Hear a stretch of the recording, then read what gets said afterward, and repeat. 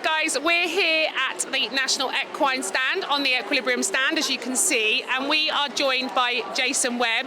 Jason, it's certainly got very busy the last half an hour. Are you having a good morning so far? We really are. It was a bit steady to start with, and this is our first show, so we weren't sure what to expect, but it's heaving now, so it's brilliant. Yeah, absolutely. Everyone's seen the camera though, and they have left. They think we're going to try and start asking them questions.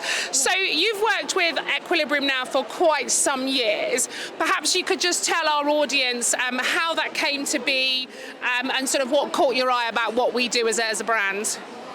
So I start horses and I handle remedial horses, and I've set up a business down in Kent doing that.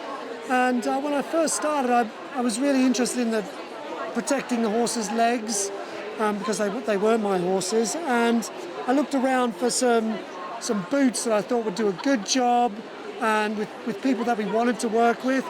And I came across you guys. So it started off with the boots, with some wraps and things, and then we sort of over the years we sort of started using your massage pads and mitts and things like that for horses that might be a little bit sensitive to the saddle or just a little bit sore and just need a little bit of relaxing. So, you know, just some great products, and it's just worked really well. Yeah, absolutely. We were talking earlier, I think it's been a good few years now that you've been a supporter of the brand. So I'm sure you get asked questions all the time about young horses and how they can be managed and to get the best out of them. So we have got some questions from some of our audience, which I'm going to see if you can perhaps give some tips. And I'm sure for anyone watching, you know, some of what we're talking about here will be familiar.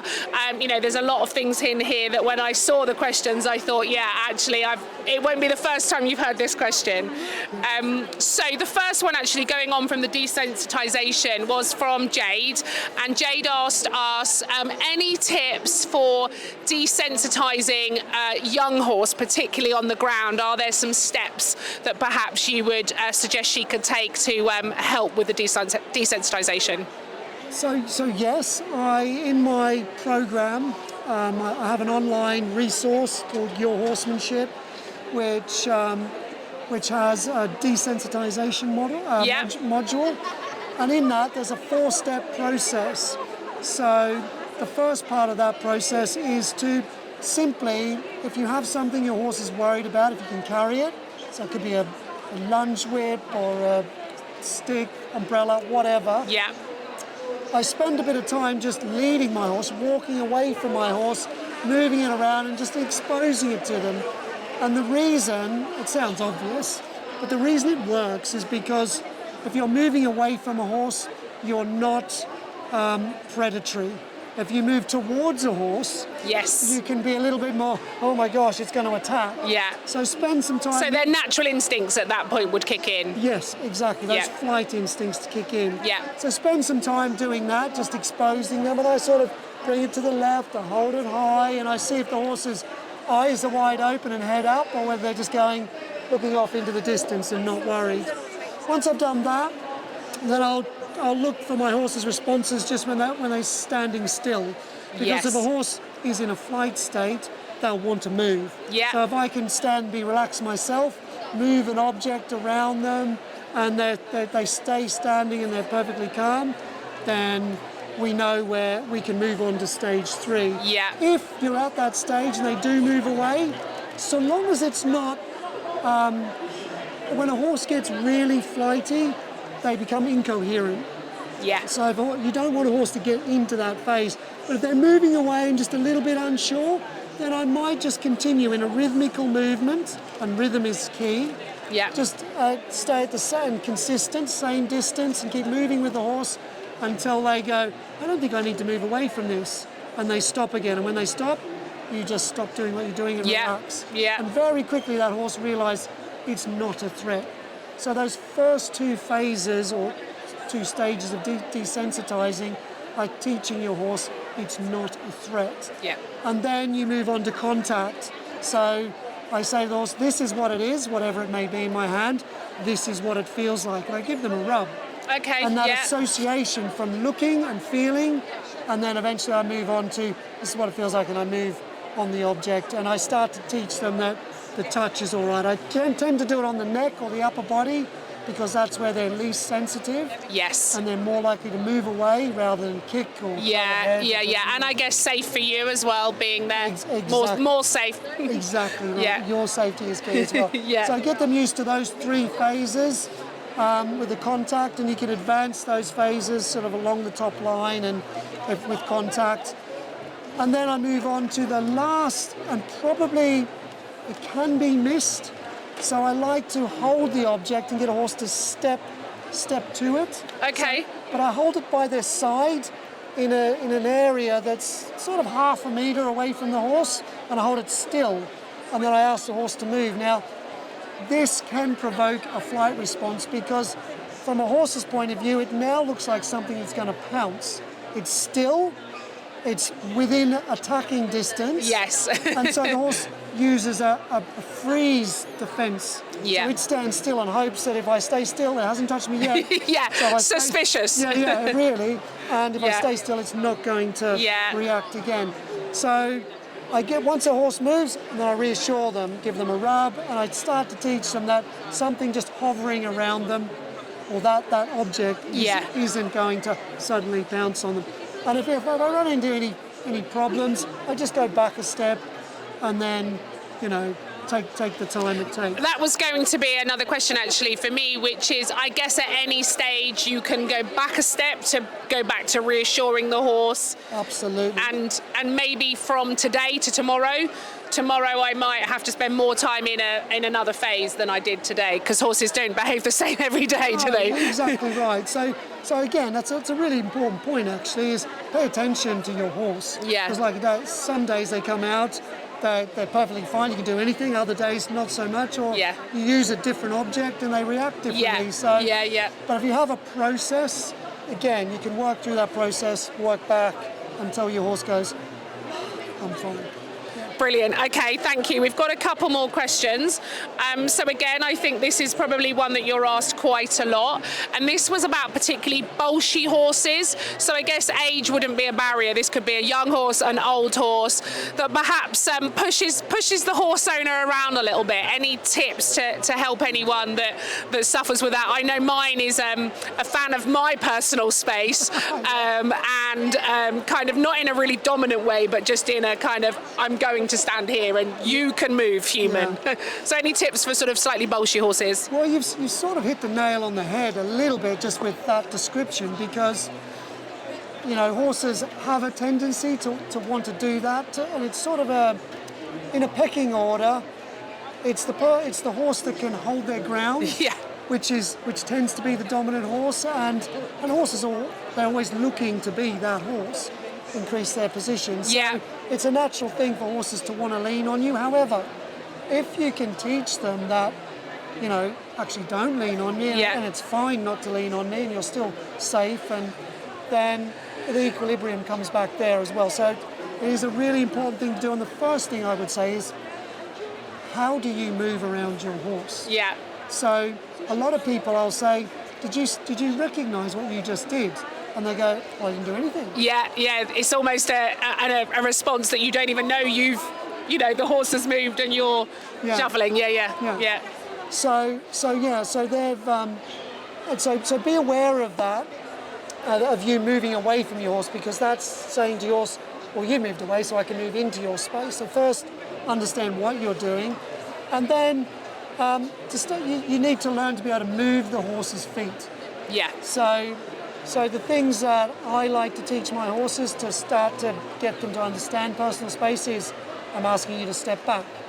So can you get a horse to step back? And the most important thing about movement is you might ask them to step back with a pressure on the head collar, tapping on the chest, or whatever it is you do to ask your horse to move back. But when they do move back, relax. Yeah. As a reward that they know they've done the right thing. Yes. Yeah. And that is key. If they take a step back and you're still applying pressure, then they'll think, well, stepping back didn't really change anything. Yeah. So why should I do it? So really important to understand that concept. And then also another important thing is to be able to move your horse's hind legs a little bit, so to the side. So they call it disengaging, but if you can sort of step to the side of your horse and, you know, you use a small whip or sometimes the end of the rope or just your own body, just that sort of intent to move. Yeah. And if you can get them to step away from that, they're two really important stepping stones to gaining personal space and gaining respect on the ground. There is other things that are important, and you can build on that, but they're the first two stages that I would work on.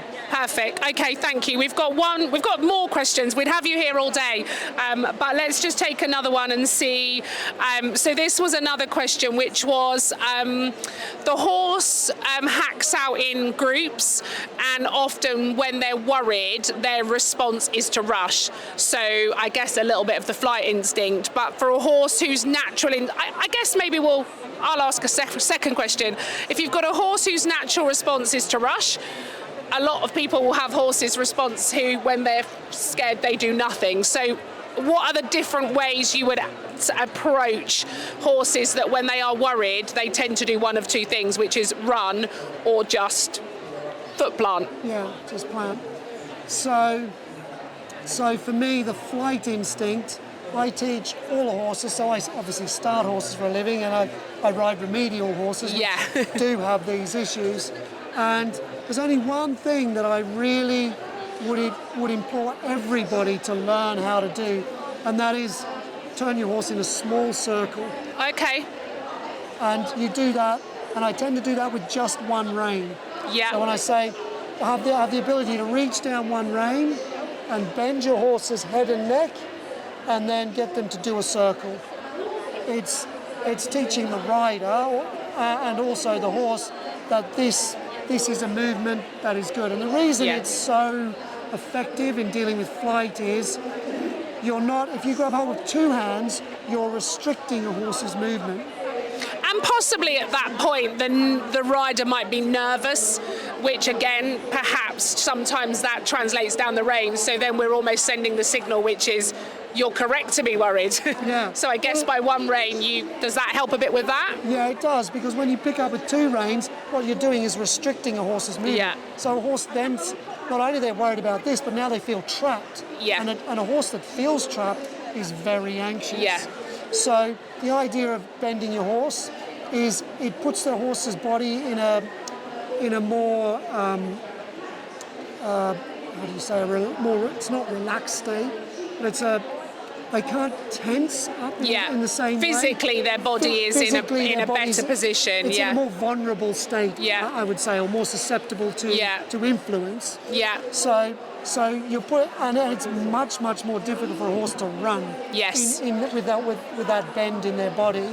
You think of any engagement or flight, what they want to do. If they want to rear, they get straight. Yeah. If they want to run, they get straight. If they get buck, they want to tense up, put their head down, and they're straight again. So bending is key to breaking that tension. But what you're also doing is allowing your horse to move and vent. So you're not saying, don't do that. Yeah. You're saying, why don't you do this? Yeah, and you can circle around and control that anxiety until the levels become more manageable. Yeah. And that's the idea with that. And also from a rider's point of view or handler's point of view, it gives you something proactive to do. Yeah. Because a lot of the time when you react to a flight situation, your instinct is to grab both reins and you find yourself in the fetal position. Nothing to see here, nothing to see here. No. Yeah. We've all done it. But your mind has gone blank. Yeah. So you're no longer thinking. Whereas if you can be proactive, reach down the rein and bend your horse, you're actually giving your brain something to focus on.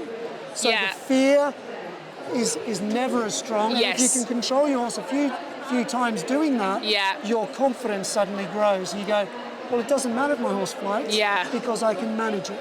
Yeah, that makes sense. And actually, there is one last question that leads on to this. So I'll ask. There was a question around spooking. So presumably, with the tactic that you've taken, the question that's come to my mind was, if the item is to the left, do you recommend the circle to the left or the circle to the right?